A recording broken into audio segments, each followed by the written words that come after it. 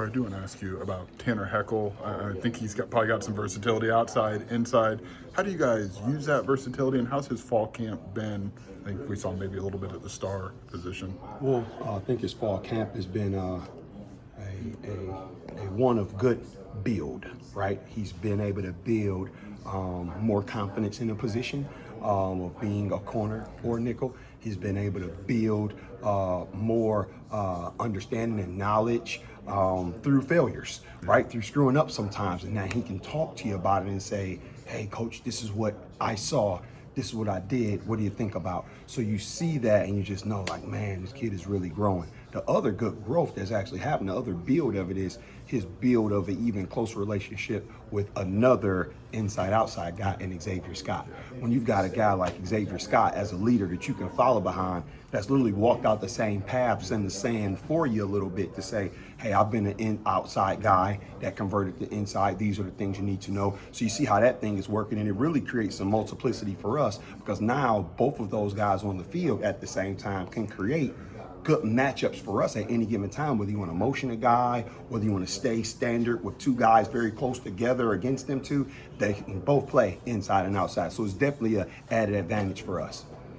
Juice Clarke is such an intriguing kid because quick twitch athlete. Yes. Is his understanding of the game and maybe his cover skills starting to catch up to that physical potential that he's shown early in his career? Oh, yes, sir. Yes, sir. Juice has had an amazing camp. And obviously he built off of that from having a really, really good spring ball, right? And so when you're building that type of success, you just want to make sure a kid continuously goes through it, but also still help him through the natural failures that's going to happen at practice, because that's what's going to make him eventually use those quick tick muscles and play faster and move faster and make plays, because he knows, hey, this is what I can't do, this is what I can do, this is what I gotta do, right? And so you see him do those three things all at once, and he's responding faster and making plays, but he's doing it with a certain level of confidence, like, hey, it's practice. If I screw up, I can get it fixed. These are the things that I can do better next time. So that's what I love to see about him. He's growing up as a man. He's literally growing right in front of all of us, becoming a man and saying, hey, these are the things that's going to happen. This is how I deal with it. Let's move forward from it. Because usually when you got such a young player, sometimes they're afraid to, dip their foot in that water a little too deep. Well, now he's ready to jump straight in it and swim and just go about his business, because he knows, hey, the worst thing that's going to happen, the ball's going to get caught on me and I'm going to finish the right way, not a ball's going to get caught on me and the world ends. So it's a big difference in the two. What's it been like to see Xavier and Tori have their younger brothers in the room, and how have you seen those guys interact? Oh, that's been cool, man. Just watching how they take their brother underneath their wing, and really just from everything from defensive concept to sitting down and having lunch with them, to, hey, that sometimes they're even hard on their brothers too, and they screw up at practice, which is really, really good. You see them really, hey, bro, you can't do that. Hey, tighten up. And so you see that and like, man, this is really authentic. But the other guys gravitate to it too, because now, let's say the Caleb Pattersons of the world, the guys that have been here for a while, these are the older brothers to these guys' younger brothers, right? Because now X has been able to pour into some of the guys like Caleb Patterson, and now he knows exactly what is the expectation as well. So now those young guys got multiple big brothers around them. So it's really, really good. It just really speaks to the family that we got around here.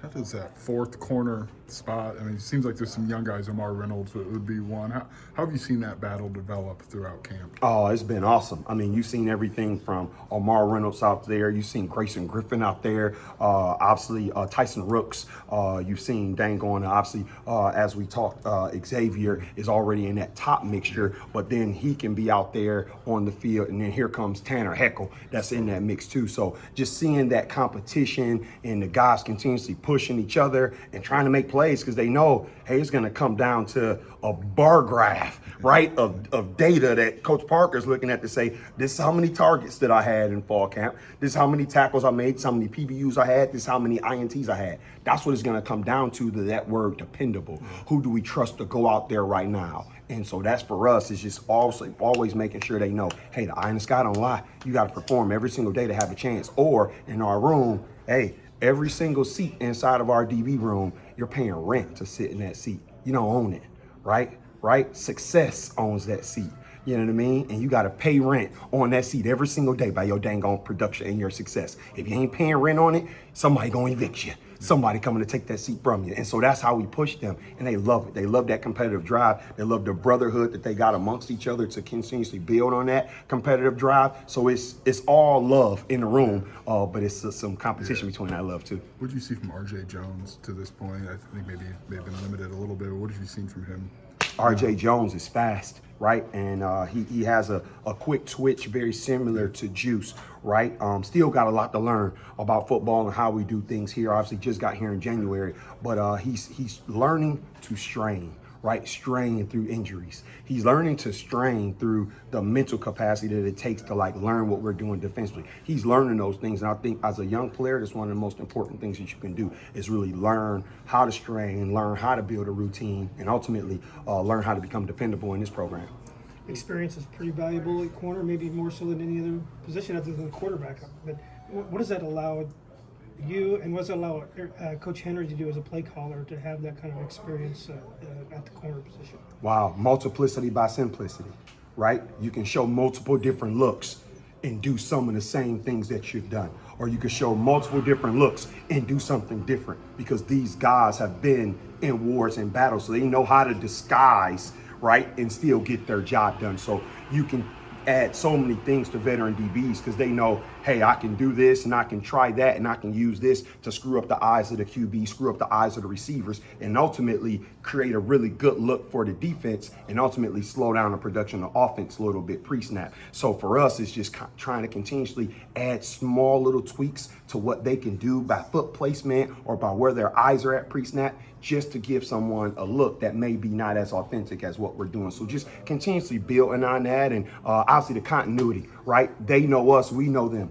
We know how to push them. We know what buttons to push. We know how, when they're down, how to lift them up. So having that type of continuity, having that type of veteran leadership in the room, you're dealing with guys that you've been in battles with before. So they know what the expectation is from you, but ultimately, you know what they expect from you as a coach as well. So it's been ultimately one of the better experiences that I've had as a coach is growing with these guys and seeing exactly how they move through good times, bad times, making plays, and when they haven't made a play. So it's been really good having older guys around.